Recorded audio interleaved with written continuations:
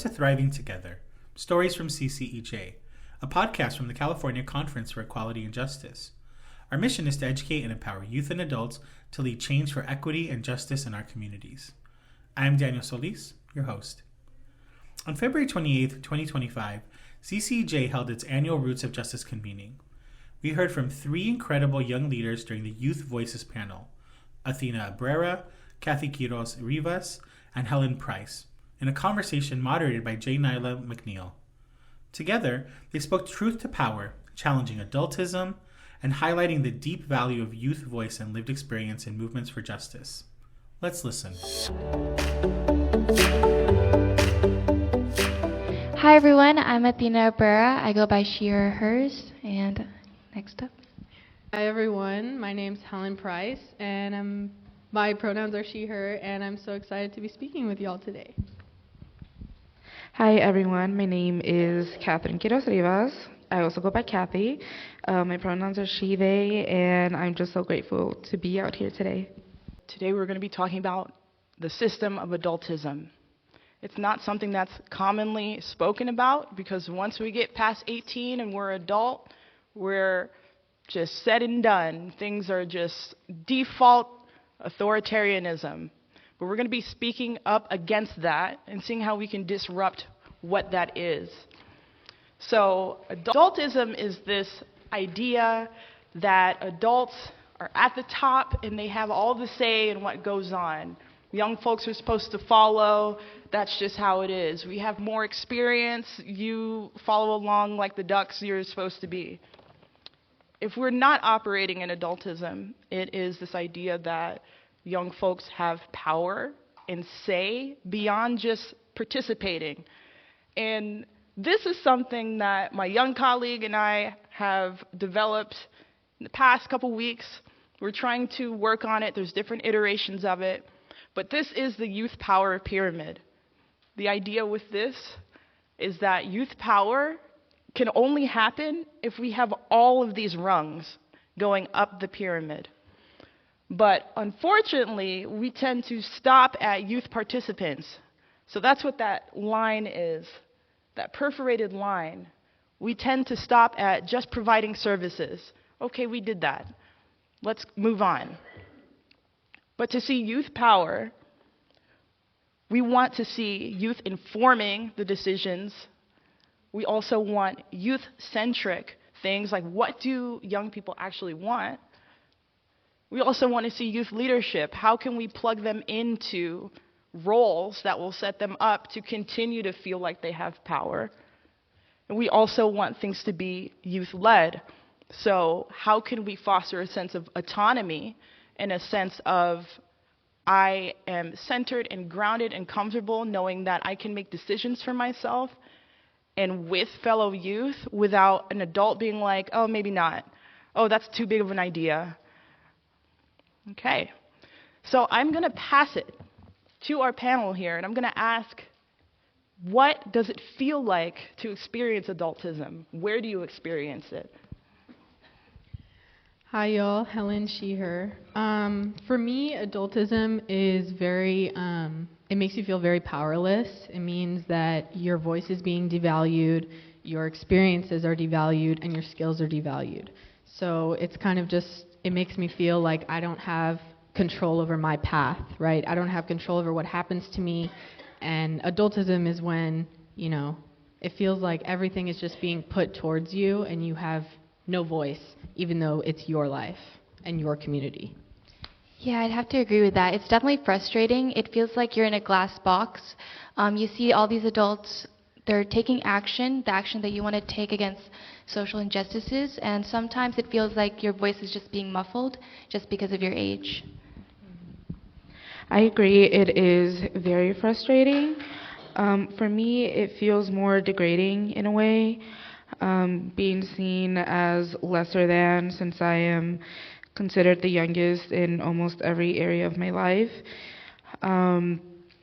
Just very frustrating overall that I can't really speak up about it. We are going to talk about when we face adultism. And maybe what was our response to it? Or did we have a response? I could start. I would say the most recent time that I faced adultism is in my workplace. I currently work as sort of a manager at a Korean restaurant, and recently we've been having a lot of new hires, which I've trained, but because they're older than me, they feel like they have more authority over me, or recently have been telling me, oh, this way is not the right way to do it, or this way is not the right way to do it. And that it feels like just because of my age, I don't have that experience, but I do have that experience. I've been the longest working employee there, and how I've combated that is, I think I just had a conversation with them, which is really important to have. Age aside, deep conversations are important to have despite the uncomfortability-ness of them. So, yeah.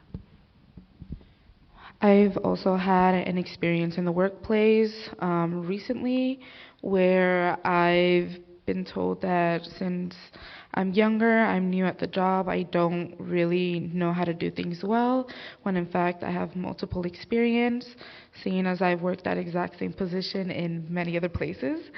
But I've been babied in a way, told that there's steps to everything and that the way that I'm used to it is wrong since it's not the way that they would do it, seeing how they're older than me.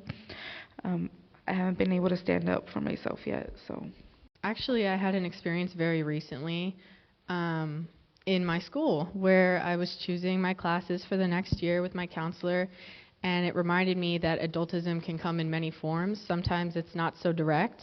It may come you can make your own decisions, but then assuming that they're uninformed. So I wanted to take a class, and my counselor said, maybe that's just not right for you. I don't think that's right for you. And I tried to explain, but I think she just wasn't hearing me, and I think that sums up what adultism feels like. It was my path, but I was unable to have any control, and I was very shut down because, she assumed I didn't know what I was talking about and that I hadn't taken that agency over my own education. Thank you. What is a supportive experience you've had? Maybe with adults at school or work, or if you haven't had many, what would it look like? Well, for me, since I wasn't really able to stand up for myself against a fellow coworker, another coworker actually stepped in and was like, that's not right, y'all should treat each other like equals, doesn't matter, age doesn't matter when it comes to the workplace, just treat each other as equals. And it actually gave me more confidence to actually step up and talk about it next time when another incident occurs. Sorry, y'all. I think, honestly, one of my first supportive, truly cared about what I was saying, what I felt, experiences was actually with CCEJ, and that was fairly recently. I don't think I realized how much power I had until I went to racial justice camp, and it helped me realize that I can make a difference, and it doesn't matter if I'm young, it doesn't matter, how many years I have under my belt, right? I still have a unique experience and a unique perspective to bring to the conversation, and honestly, it was very uplifting. All the adults there were very. It was more than just listening. It was active listening, right? Asking questions, showing that not only are you obligated to listen to me, but you want to listen to me. Heavy on that part, CCEJ, and I just wanted to highlight that because I feel like none of us would be here without CCEJ. And during Building Bridges Camp, it's very emphasized that everyone is an equal to avoid that adultism, to avoid feeling less than staff. But I also wanted to highlight for high school, I'm in a Filipino group, and we plan and coordinate a PCN, which is a Filipino culture night. And the students basically have full autonomy. We take care of the music, we take care of the dances that are going to be performed, and I feel like having that control to show in front of adults that, yes, we can do it. Yes, we can do these things that take effort, that take time, and yeah. I just wanted to add real quick, heavy on what you were saying about like roles, staff, and camper at Building Bridges. I think that also weighed in heavy on my experience there, is that, yeah, we may have youth leaders, youth mentors who are a little older, and adult staff, but it's all very level. It's not very mentioned, reinforced, right? It's not about, you can't do this because I said so. It's just it's about making sure everyone's comfortable and, using those roles lightly as a way to incorporate youth voices while still making sure everyone's, safe, or we're keeping things where they need to be. So yeah, roles is important to me.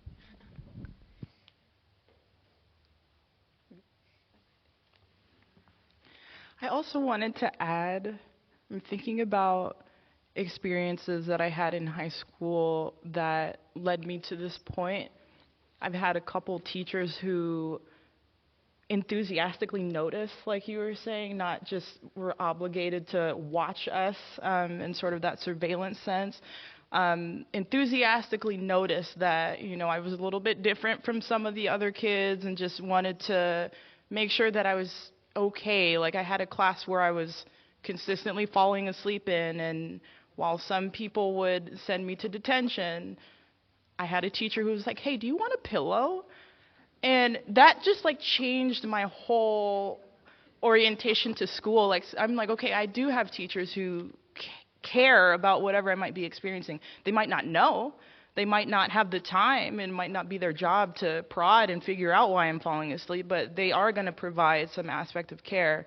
And I just wanted to emulate that. I had another teacher who allowed me to draw instead of taking notes, where other teachers were very frustrated and was like, "Why are you doodling? Sit up in front of the class," and just this is how I think, So I had some teachers that would be like, "Okay, you know what? You're drawing. This demonstrates the concepts. I'm going to put it on the wall." And encourage other folks to think in the ways that feel good to them. So just thinking about that noticing that you brought up and how we can cultivate that. And I'm also hearing in Cathy's experience, I haven't had the chance to say anything yet. So how can we collectively build a culture where that's not happening? That is the falling through the cracks that we do not want. So, and how can we support you in that?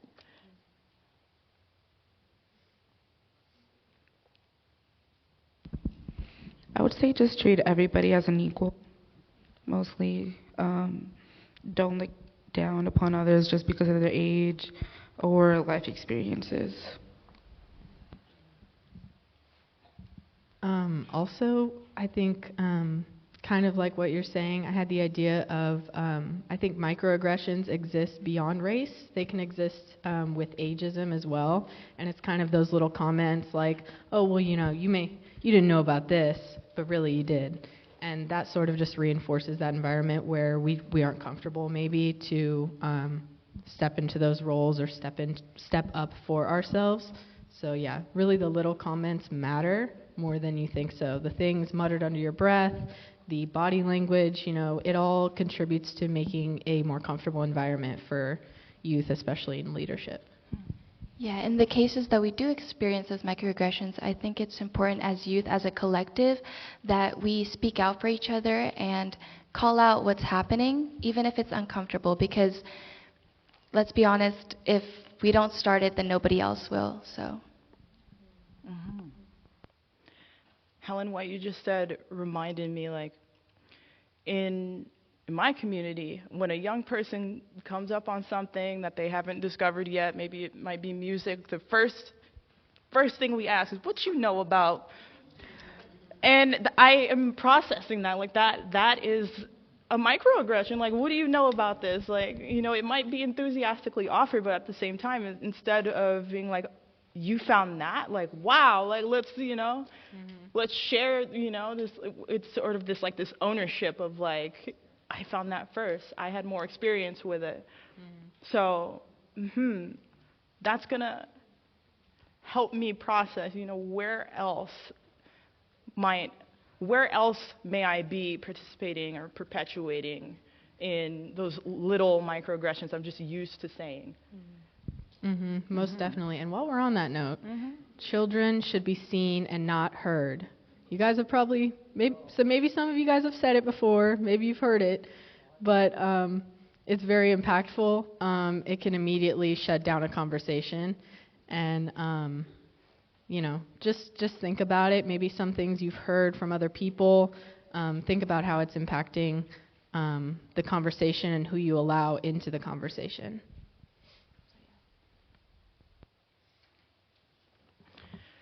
That also makes me think of the ways in which adultism intersects with everything else. All of these systems are interconnected. So as an exercise, can we think about all of the ways that might cross with race, cross with age, gender, all of the ways, class, seen and not heard. That is not what we're trying to do here at CCEJ, no. Okay. So how do y'all suggest that youth can interrupt adultism? Is that possible? Is that something y'all are comfortable with? I would say, Yeah, how can you interrupt adultism? How can youth interrupt adultism? What can that look like?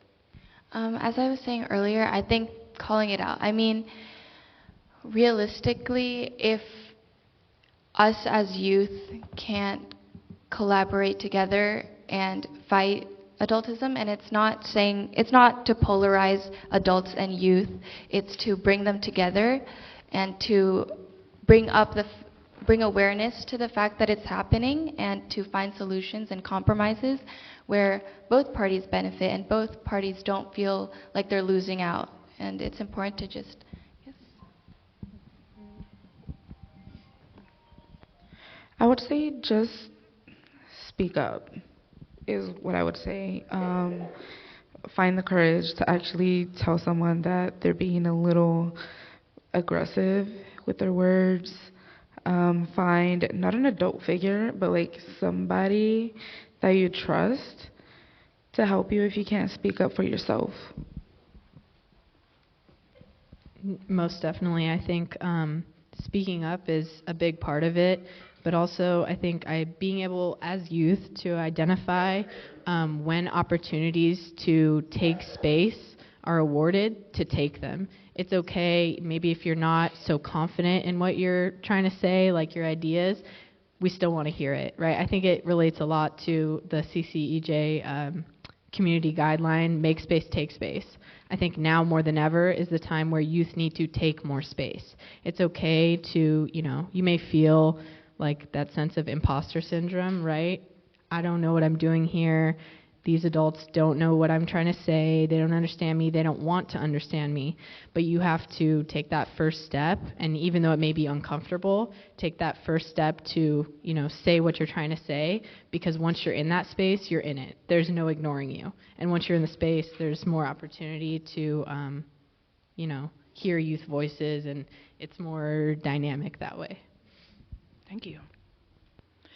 There was a resource that I saw recently on Instagram, just scrolling, from someone who called themselves a youth doula, and I had never seen that before. So it is they had an offering to participate in a group discussion and a processing container about having and developing this sort of sense of like, oh, I hate children.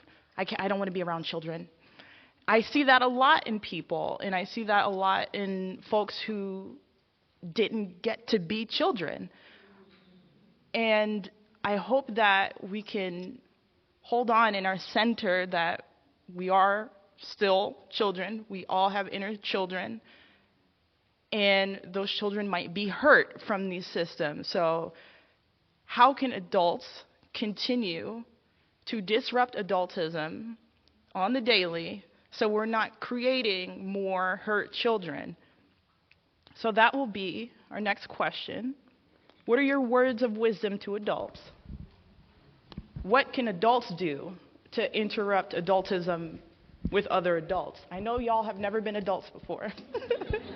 And I'm very freshly an adult. But I believe in the power of imagination. What do you imagine you could do to maintain your sense of power with your inner child? What can adults do to disrupt adultism?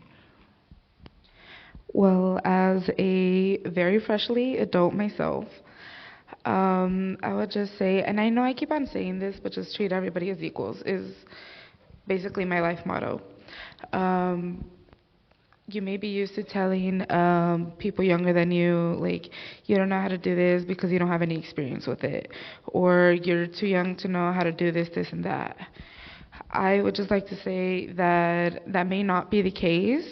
People may know more than you do, regardless of age, whether they're younger, they're older, more wiser, not that wise. But yeah, just basically treat everybody as equals and don't undermine anybody else's experiences in life. And yeah.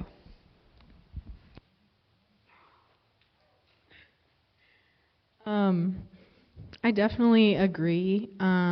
I think that comes with the whole experience bit, that remembering that your childhood may not be the same as everyone else's, right? The experiences you had are more than likely different than any youth you're talking to, right? So remembering that, and remembering that maturity is not a straight line, right?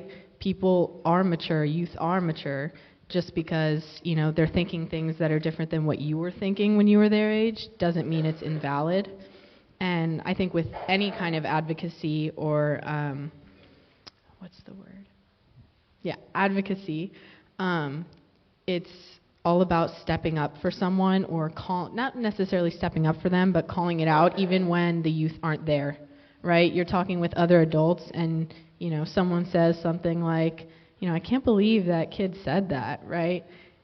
That is your opportunity to call it out and be like, well, hey, you know, we don't know what he's thinking. Maybe we can talk to him about it, talk to him or her about it.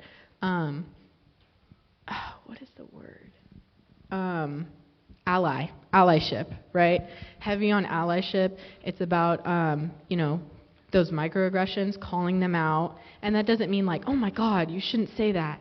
It means, hey, you know, maybe opening up the conversation to the youth, bringing them in so that people can get more used to hearing youth voices, and maybe, you know, it can help them realize maybe we shouldn't say that, maybe whatever. So, yeah. I completely agree with you, and I feel like a way that adults can combat adultism is how y'all are doing right now, active listening. You're listening to youth on a panel talk about ageism and adultism, and that's already one step closer to dismantling the preconceived notion that youth can't do anything.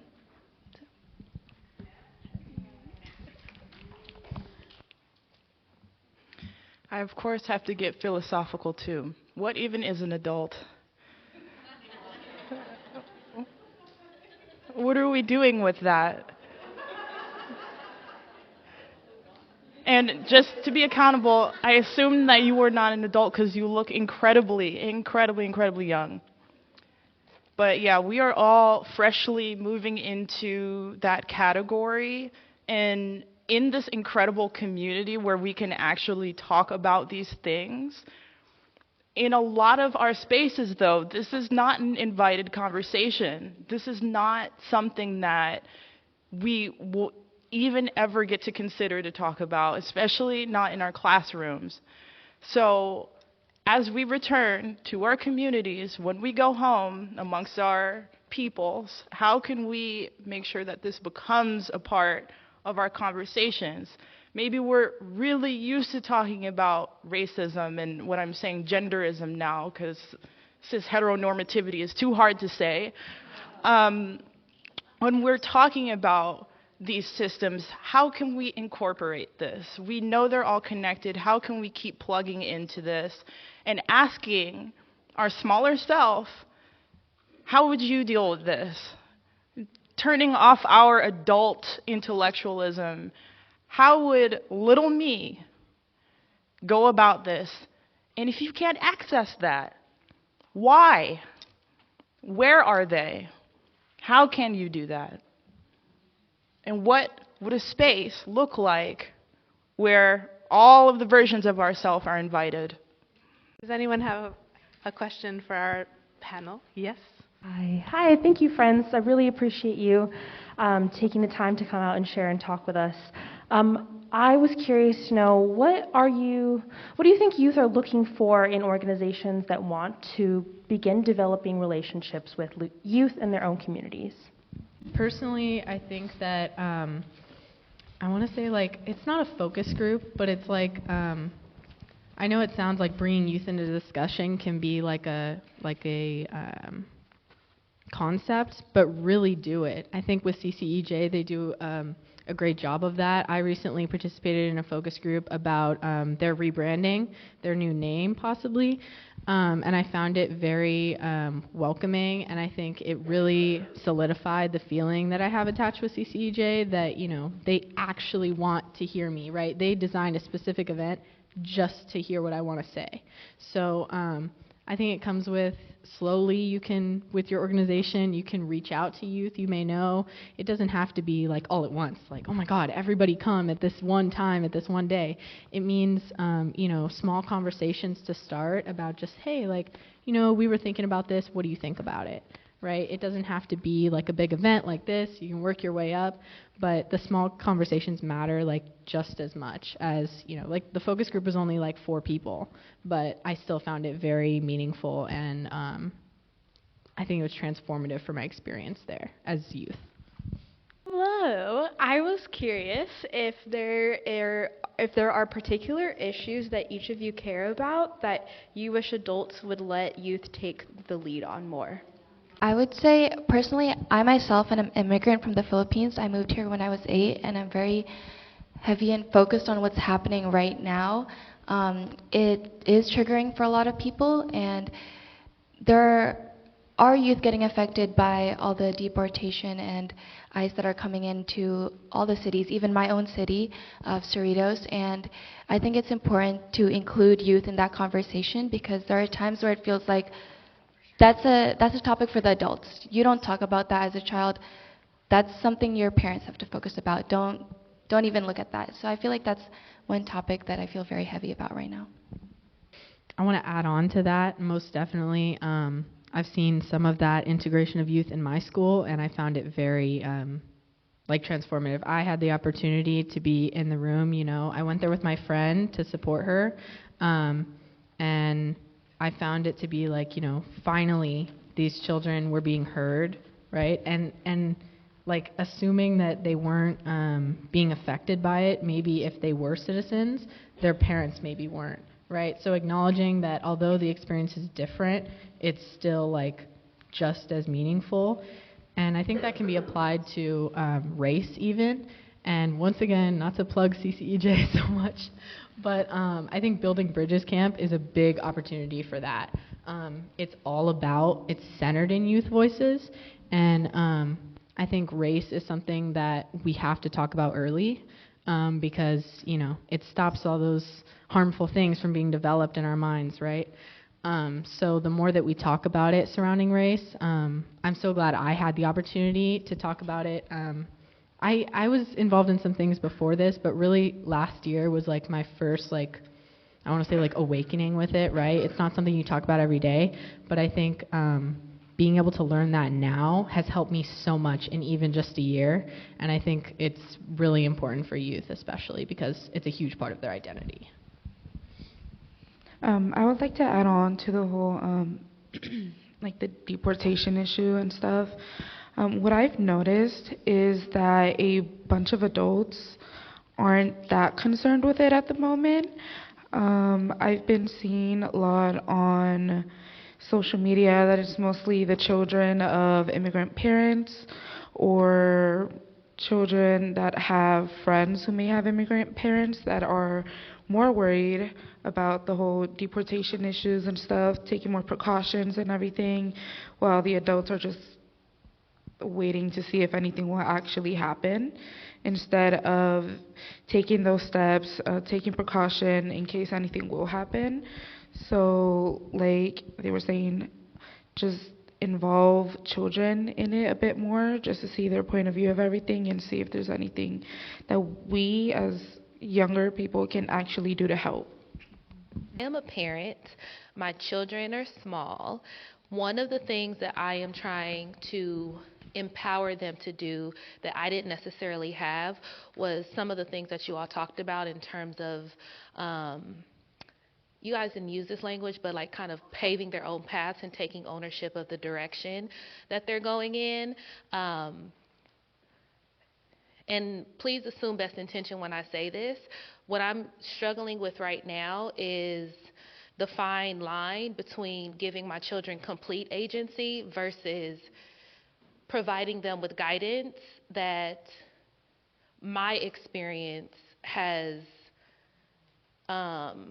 based on my experience. So again, my children are not going to have the same life that I had. I'm working to provide a better opportunity for them. And I hear what you all are saying. I think for me, I'm challenging myself and asking this question. What do you all think is that fine line between allowing my children to have agency over whatever course or direction they want to, and also considering my responsibility as their parent to help guide them through life? Does my question make sense? No, it Okay. totally makes sense. And I don't relate to your struggle because I'm not a parent myself, but like with my relationship with my parents, they tell me the things that I need to do, what I need to accomplish, and based on my abilities to do them and my communication with them, like, I'm sorry I can't do this, or I did try my best, and them, rather than getting mad saying, why couldn't you do that, or you need to keep trying, there's that understanding, like, maybe we could find an alternative. And I think that would strengthen one's relationship with their parent without with the responsibilities of a parent still being there. For me personally, as the eldest daughter of a Mexican household, I'm basically another parent for my siblings, and I also have somewhat of an issue, like, between that little fine line, since I want my siblings to, like, choose their own, like, path in life, but I also want, like, what's best for them. What I usually tell myself is whether I, like, want to interfere or not, they're gonna end up choosing their own decision, making their own decisions, finding out what works for them or not. So I just let them do what they need to do, and if they need any guidance or anything, they could just come to me. I do sometimes give, like, little pieces of advice, and it's like, this may be what you want to do, but there is something a little bit better. But obviously they don't take it that way. They're just like, why are you trying to, like, tell me what to do and stuff like that? But basically just let them live their own life. Let them make their own decisions. If you want to make, like, give little inputs, then that's fine. But there's, like, no 100% guarantee that they're actually going to listen to us. So, yeah. I just wanted to add one more thing about that. Definitely based on my relationship with my parents, kind of like you said about guardrails, right? Like, I think about a bowling lane, right? You're good as long as you're moving forward, but they only sort of give you a heads up when you're starting to head into the gutter ball, right? And I think that sort of framing is very important with youth, because it means that, you know, as long as you're moving forward towards something, right? You're not falling off here or falling off here. As long as you're doing what you need to do, the rest is a choice, right? How you get there is a choice. Obviously, you know, you put in your advice and, hey, maybe this is kind of like Cathy said, maybe this is a better way. But remembering that, you know, again, like you said, it's pretty much like they're going to do what they want, like I do. But like, I'll follow my parents' advice, but at the end of the day, remembering that as long as you have that, like, trust and relationship built, they're going to come to you and ask, hey, how do I do this, right? And that's the opportunity where you're like, hey, here's these options, but still reinforcing that you can go where you want to go, right? Like where your path, or what's it called? I'll go where you lead. I don't know. It's a Carole King song, but that's what makes me think, right? I'll go where you lead. I'll come when you need. But you're going, right? You're going on your own path, your own train. So yeah, pretty much I think of it like a bowling alley. Like as long as you're going forward, that's good.